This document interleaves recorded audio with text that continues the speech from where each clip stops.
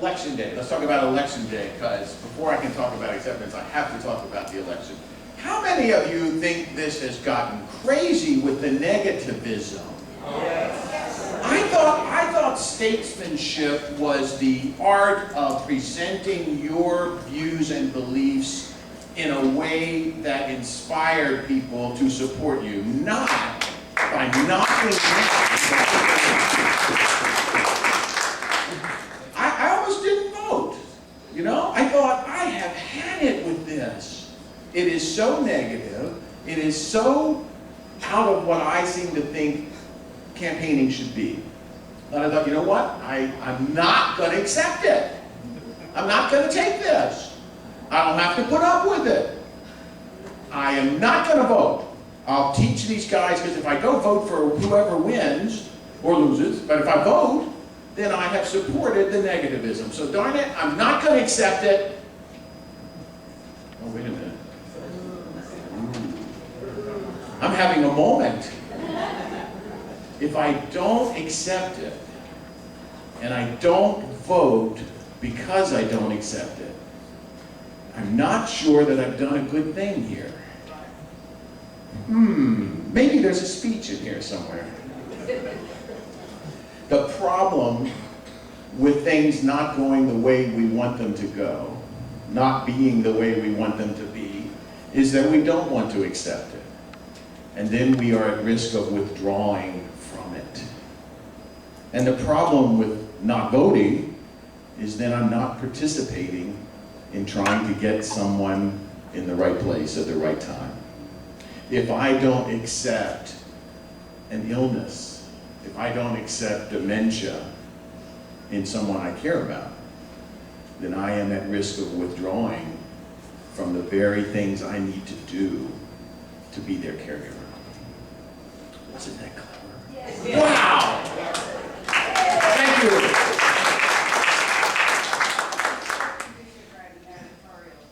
Ah, okay, an editorial to the paper.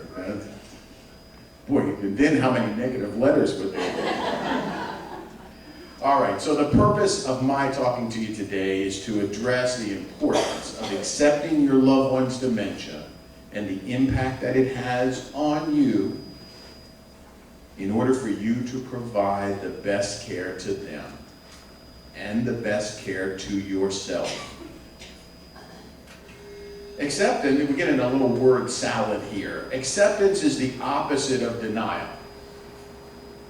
If you refuse to accept the reality of this illness, if you refuse to accept the impact that it has on you, on the person you love, that will undermine your ability to be the best caregiver you can be. The task of being a caregiver is challenging enough. It's terribly difficult. I'm preaching to the choir here. It's difficult enough without putting yourself in the position of expecting your loved one to somehow be normal. There's nothing normal about dementia.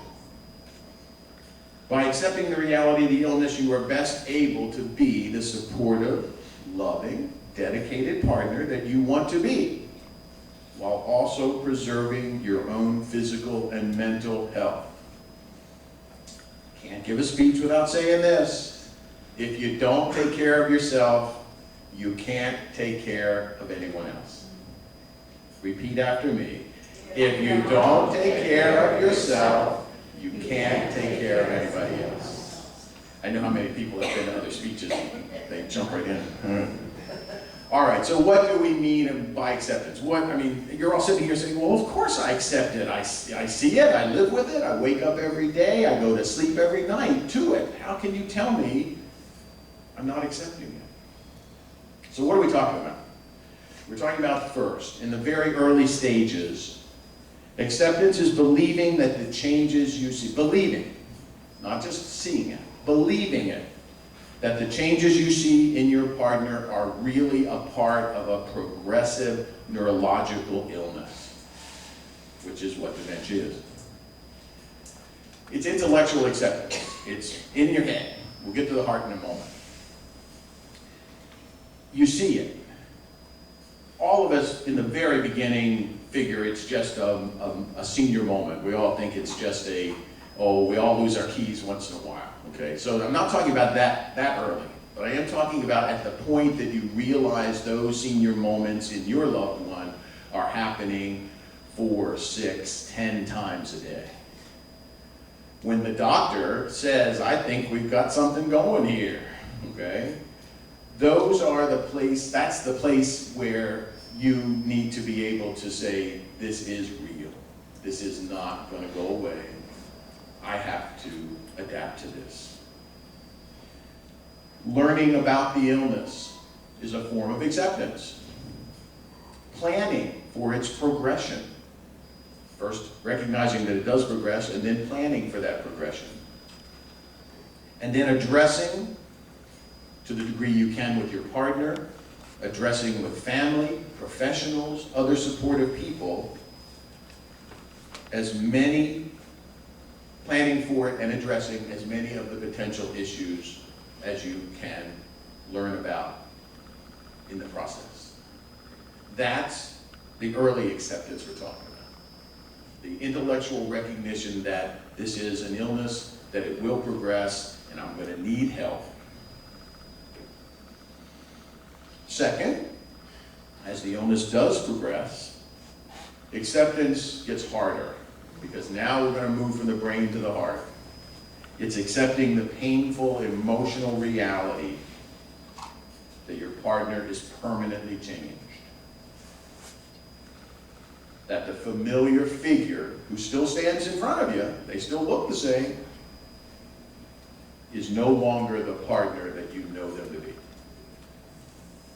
Grieving, loss, sadness. Those are part of acceptance. Now, as many of you already know, I never have good news here.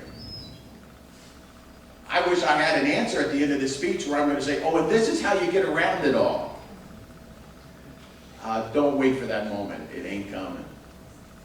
The best way to have good news in all of this is going to be by accepting the bad news.